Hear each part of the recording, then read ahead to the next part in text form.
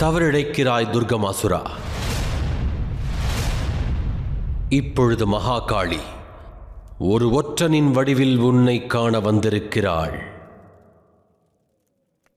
காளியை உன்வசப்படுத்த எண்ணினால் உனது உயிரின் அழிவையே நீ உன்வசமாக்குவாய்.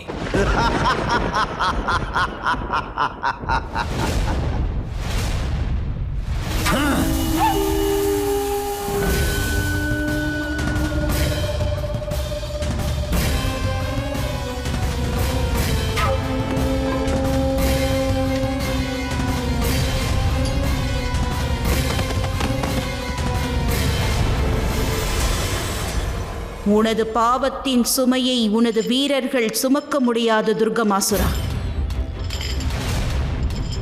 என்னை நீ கைது செய்ய விரும்பினால் நீயாக முயற்சி செய். உனது இந்த விருப்பத்தை நிறைவேற்றி விடுவேன் தேவி. விலகுங்கள்.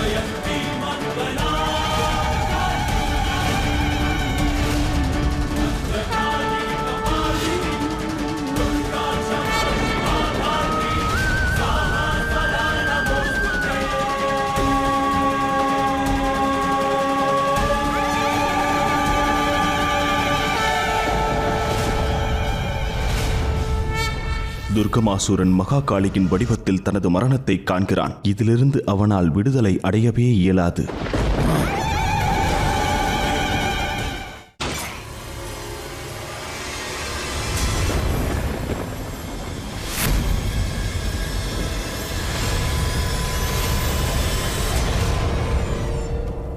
இவை அனைத்தும் என்ன என்ன மாயை?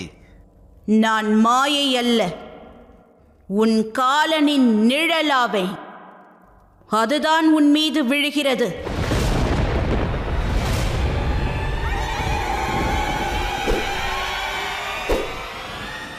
பொறுங்கள் தேவி. தாங்கள் இப்பொழுதுதானே கூறினீர்கள் தாங்கள் யுத்தம் புரிய வரவில்லை, தூது கூறத்தான் வந்தேன் என்று. அப்படி என்றால் தாங்கள் இந்த வடிவத்தில் என்னுடன் யுத்தம் புரிய இயலாது. அதனால் தாங்கள் இந்த வடிவத்தில் என்னுடன் இப்பொழுது என்னுடன் போர் புரிய போவதில்லை என்ற வாக்கை அளிப்பீர்களா? நான் உனக்கு ஒன்றை வாக்களிக்கிறேன். மகாகாளி உன்னுடன் யுத்தம் புரிய மாட்டாள். என்ன? ஆம் துர்கமாசுரா, நான் உண்மையைத்தான் கூறுகிறேன். ஜெகதாம்பாளாவே நான், இந்த ஜகத்தின் மாதா. இனி உனது அழிவையும் இந்த ஜகத்தின் மாதா துர்காவே அழிப்பாள்.